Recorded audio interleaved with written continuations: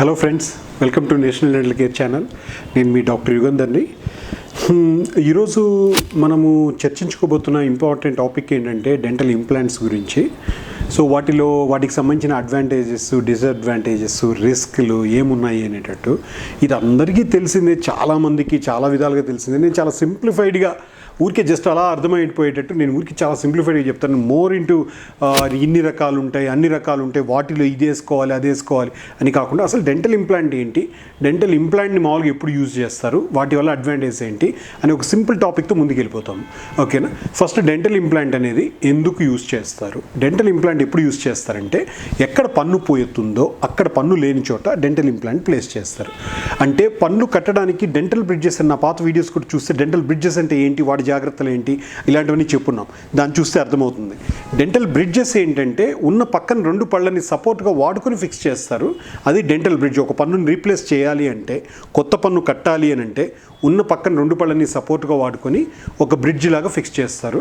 కానీ dental implant పరిస్థితికి వస్తే ఎక్కడైతే పన్ను పోయిందో పక్కనున్న వాటిని సపోర్ట్ లేకుండా ఎక్కడైతే పన్ను పోయిందో అక్కడ మాత్రమే కృత్రిమంగా రూట్ పెట్టినట్టే అనమాట. ఒరిజినల్గా పళ్ళకు మనకు రూట్ ఎలా ఉంటుందో ఆ విధంగా ఒక రూట్ పెట్టినట్టు అక్కడ పెట్టి దానిపైన పన్ను ఫిక్స్ చేస్తారు. ఇది dental implant. Okay, first of all ఇది డెంటల్ ఇంప్లాంట్ అన్ని విధాల అందరికి ఉపయోగం అంటే చాలా ఉపయోగం. ఎలా ఉపయోగం అని అంటే పక్కన ఉన్న పళ్ళని సపోర్ట్గా వాడుకోవడానికి మన పాత పద్ధతిలో డెంటల్ బ్రిడ్జెస్ని చేసేటప్పుడు ఎట్లయితే అరగదీసి ఎనామిల్ అంతా డ్యామేజ్ చేయాల్సిన అవసరం ఉండదు. ఎక్కడైతే పన్ను పోయిందో అక్కడి వరకు మాత్రమే పన్ను పెట్టచ్చు. ప్లస్ మళ్ళీ అది పెట్టేది కూడా లాంగ్ లాస్టింగ్ ఉంటుంది, కొన్ని సంవత్సరాల పాటు ఉంటుందన్నమాట. డెంటల్ బ్రిడ్జెస్ కొంత టైం అయిన తర్వాత వీటికి డెంటల్ బ్రిడ్జెస్ ఎక్కువ లైఫ్ ఉంటుందా, ఇంప్లాంట్స్ ఎక్కువ లైఫ్ ఉంటుందా అని అంటే సరైన టైంలో సరైన బోన్తో సరైన పద్ధతిలో చేస్తే ఇంప్లాంట్స్ అనేటివి ఖచ్చితంగా చాలా లైఫ్ ఉంటుంది. అందువల్ల డెంటల్ బ్రిడ్జెస్ కంటే ఇంప్లాంట్స్ని కొంతవరకు ఎక్కువ మంది ప్రమోట్ చేస్తాం. ఓకేనా? దాని పేషెంట్కి చాలా అడ్వాంటేజ్గా ఉండడం వల్ల అది సింగిల్ ఇంప్లాంట్ ఉండొచ్చు, 2 పళ్ళకు పోయినట్టు పెట్టచ్చు, 3 పళ్ళకు పెట్టచ్చు, పైన ఎముకకు పెట్టచ్చు, పైన పళ్ళకి కింద పళ్ళకి ఎలా అయినా యూజ్ చేసుకోవచ్చు. కానీ రిస్క్లు ఏముంటాయి అని అంటే మనకు అగ్రెసివ్ పెరిడోంటిటిస్ అని అంటారు. అంటే ఒరిజినల్ పళ్ళు చుట్టూ ఉన్న చిగురు ఎముక బాగా వీక్ అయిపోయినప్పుడు పళ్ళు ఊగడం లూజ్ అవుతాయి. అలాంటి కేసెస్లో మనం కొన్నిసార్లు ఇంప్లాంట్స్ పెట్టినప్పుడు ఇంప్లాంట్స్ ఫెయిల్ అయ్యే ఛాన్స్ ఉంటుంది. ప్లస్ మళ్ళీ వాళ్ళకి ఏంటంటే ప్రాపర్గా ఇంప్లాంట్ పెట్టిన తర్వాత పర్ఫెక్ట్గా మెయింటైన్ చేయకపోతే పెరి ఇంప్లాంటైటిస్ అనే ప్రాబ్లం వచ్చి మళ్ళీ ఇంప్లాంట్ లూజ్ అయ్యే ఛాన్స్ ఉంటుంది. ప్లస్ మళ్ళీ ఏంటంటే ఇంప్లాంట్ అనేది కాస్ట్లీ. సో అందువల్ల ఆ కాస్ట్ పెట్టుకోవడం అనేది కొంతమందికి ఇబ్బంది అయ్యే ఛాన్స్ ఉంటుంది. నేను చెప్పే డిసడ్వాంటేజ్ మాట్లాడుతున్నాను. సో ఆ ఇంప్లాంట్కి అంత కాస్ట్ పెట్టి అంత చేయించుకోవడానికి ఇబ్బంది పడే ఛాన్స్ ఉంటుంది. సో ఇలాంటి వాటి వల్ల ఆ డిసడ్వాంటేజ్తో ముందుకు వెళ్ళడం ఎందుకులే అనేసి డెంటల్ బ్రిడ్జెస్ని ఎక్కువ మంది ప్రిఫర్ చేసే వాళ్ళు ఉంటారనమాట. మళ్ళీ షుగర్, బీపీ ఉండే వాళ్ళకి కూడా బీపీ అని కాదు కాన్సెప్ట్, షుగర్, డయాబెటీస్ ఉండే వాళ్ళకి ఇంప్లాంట్స్ పెట్టడం అనేది కొంతవరకు రిస్క్తో కూడుకున్న పని. అంటే ఎలా ఒరిజినల్ పళ్ళు లూజ్ అవుతాయో ఇంప్లాంట్స్ అనేవి కూడా మళ్ళీ లూజ్ అవుతాయి.